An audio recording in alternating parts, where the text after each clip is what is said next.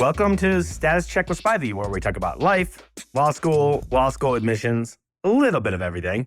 We're going to hit on a different sort of angle today, which is how to get a job out of or during law school.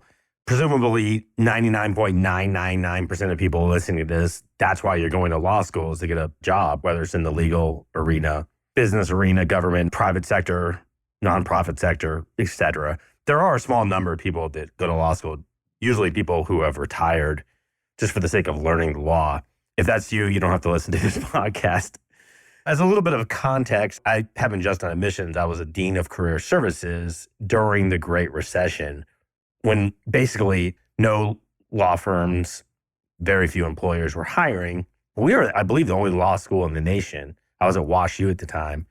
We increased our number of firms who recruited by like 100, I think it was 129 was the exact number. We brought in 129 new employers, including like the CIA, Cravath, during the Great Recession. The way we did it is kind of the way you would do it. So what I'm about to tell you, I guess I'll immodestly say, would all but guarantee you a job. And I'll explain why. But the big reason is because 90% of people who listen to this, 95, aren't going to do what I say because it's the harder path. The easy path, the wrong path, is to launch 1,000 emails scattering into the winds at night. Attached is my resume. Please contact me if you're interested. Hundreds of hiring partners' offices. These emails pop in every 5 seconds. They just hit delete, delete, delete. They'll generally skim the email introduction to see how concise it is. You want like a paragraph at most. So that's point number one. Busy lawyers, particularly Big Law, my friends at Big Law, their text message to me are like THX, exclamation point. So busy people send very terse sounding, but it's just concise professional emails. So what you would do instead is you would say, instead of saying, contact me if you're interested, you would say, I've always been interested in your firm for this reason. Please find my attached resume. I will contact you in 5 business days. That makes you sound like a professional. That's, again, how they talk in that world. To see if we could have a 5-minute brief conversation just so I could introduce myself and express my interest. Don't overhype your skills. Don't overhype your qualifications. If you think about it, what you bring as a new hire is basically energy and enthusiasm and open-mindedness. So when people send these long emails, I won this and I did this and whatever, yeah, that's in your resume and that's good, but it almost can hurt more than it can help if you go on too much about it. The big thing is contacting them because 2 things. One, hardly anyone, particularly in this day and age, is going to pick up the phone and call a hiring partner. And it's probably scary for you. I'm sure it was scary for me 30 years ago when I had to do stuff like this. But after the first 2 or 3, when you realize the other person on the other line is a normal human, once you start realizing these are just normal people who aren't scary or rejecting you, they might be busy, so they might sound like they're blowing you off. This has nothing to do with you. It's just a busy world. So you would send that email and then you would call 5 days later. The cool thing about that is if they see that line, they can't really delete your email and resume, which is what most hiring partners do, because they know you're going to be calling them. So they kind of need to hold on to it. And you've already made it past this huge bucket of deleted emails. This is particularly important right now, heading into what looks like a recessive economy. And LSAC did no one any freaking favors 2 years ago by seemingly saying, okay, who cares about the data? We're going to protect the LSAT flex at all costs and say this test is normal and applicants and test scores are going to normalize. They kept saying that even when the data proved it was impossible, which is why it's either they can't look at basic math or they were having problems, perhaps being honest with the market to protect the LSAT flex. You had this huge 12% spike in enrollment. LSAC was telling pre-law advisors in law schools, we have these emails. I mean, they were saying everything's going to normalize. So law schools listened and over-enrolled, and now you have all these people in law school facing a recession without jobs. And I would put a lot of that on LSAC. Obviously not all of that, and maybe I'm wrong. I'll be the first to admit I don't know the answer, which is another funny thing because LSAC never admits they're wrong. But that was a huge deal. So if you're in law school and you're listening to this, they didn't do you any favors, but now's the time more than ever to differentiate.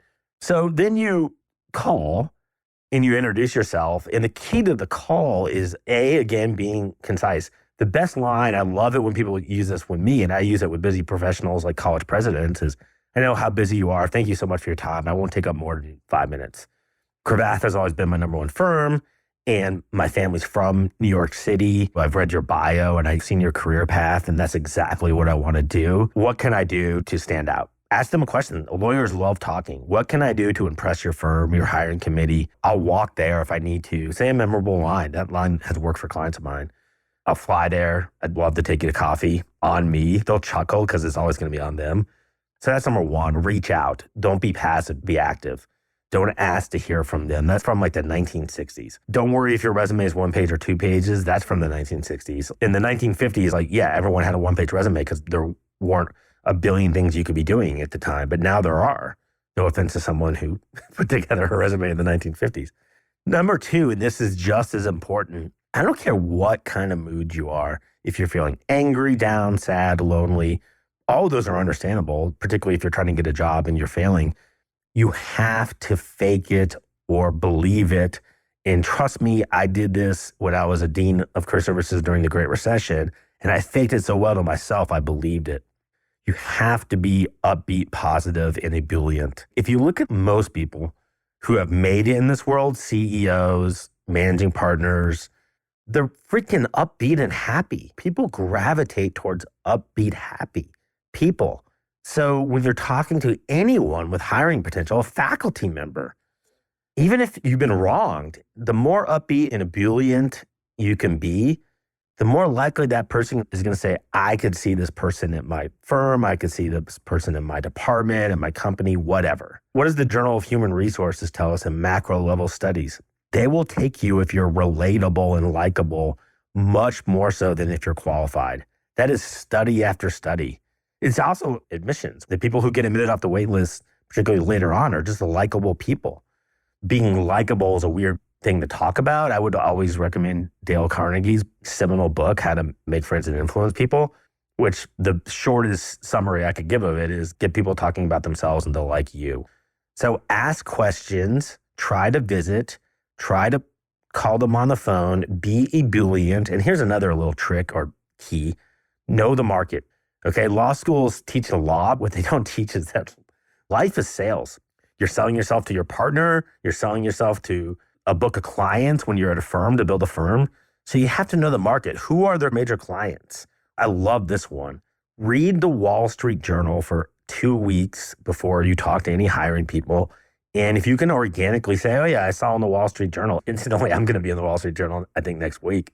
But don't say I saw Mike Spivey in the Wall Street Journal because I'll be talking about admissions, not employment. You know, I saw in the Wall Street Journal, blah, blah, blah, market. What do you think about this? And then they'll start talking and then they'll start showing off their expertise.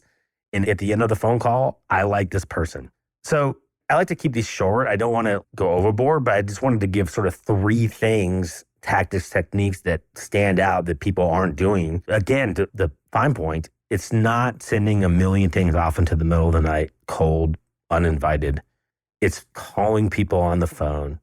It's sending emails that say, attaches my resume, but I will be in touch because this is how much I want this firm. My mentor, when he was in his, I think, early 30s, after he interviewed to be the dean at Vanderbilt, he wrote a postcard thank you. And at the end of the postcard, it said, I want this job, ! Just little things like that that are positive and motivational differentiate you from the crowd. Let the Eeyores out there be sullen and down when they're talking to hiring people. You be a professional and upbeat and concise and stay after it. They're saying no. They're not saying no to you, I can assure you. They're saying no because of the market and they have a billion other things to do and they got just too many resumes. Don't let that bother you. Just keep at it and keep talking to people. If you keep talking to people, this has been my entire career and I love my career. If you keep talking to people, good things happen. This was Mike Spivey at the Spivey Consulting Group.